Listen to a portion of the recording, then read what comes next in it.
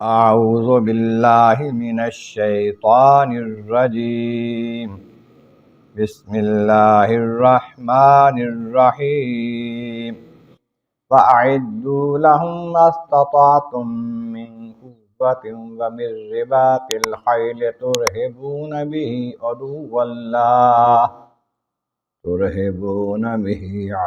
اللَّهِ وَعَدُوَّكُمْ وَآخَرِينَ مِن دُونِهِمْ لا تعلمونهم الله يعلمهم وما تنفقوا من شيء في سبيل الله يوفى إليكم وأنتم لا تظلمون صدق اللہ العظیم۔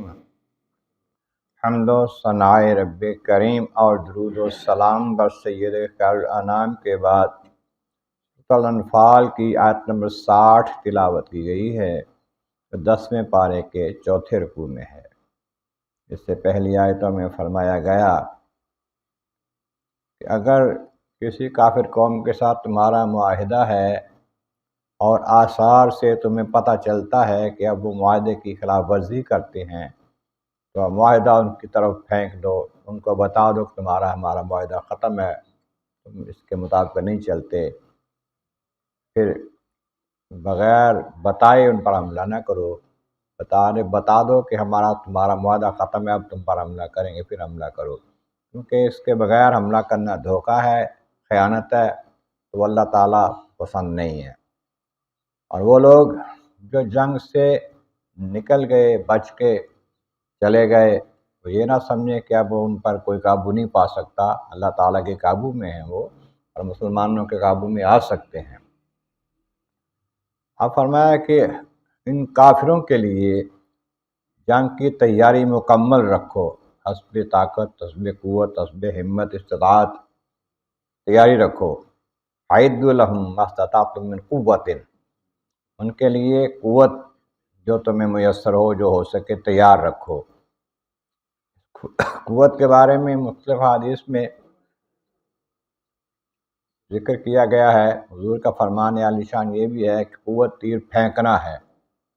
پھینکنے کا لفظ جو ہے یہ عام ہے، تیر ہو یا کوئی اور چیز ہو، رمی کا لفظ آتا ہے جسے پاک میں۔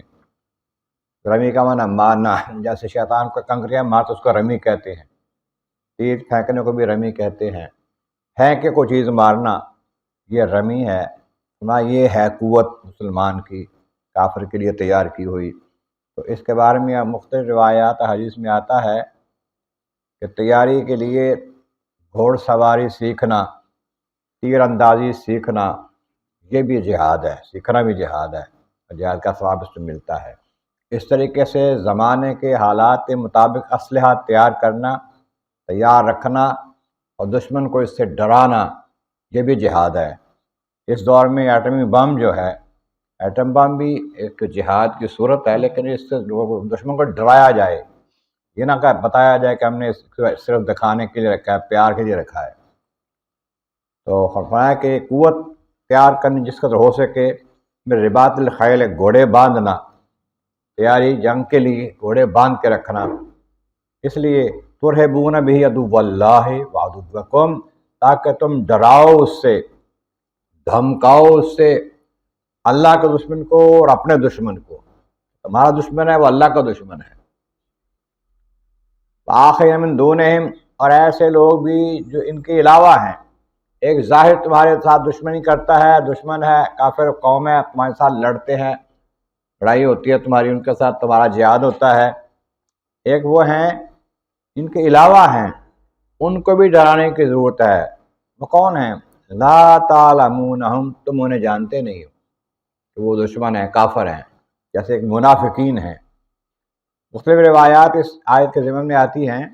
منافقین یہاں مراد ہیں، بظاہر مسلمان ہیں، اندر سے کافر ہیں، کلمہ پڑھ رہے ہیں تمہارے ساتھ، نمازیں پڑھتے ہیں لیکن اندر سے بے ایمان ہیں، وہ مراد ہیں کہ ان کو بھی ڈر ہوگا جب کافروں کے ساتھ سختی کرو گے نا، تو یہ بھی ڈریں گے تم سے۔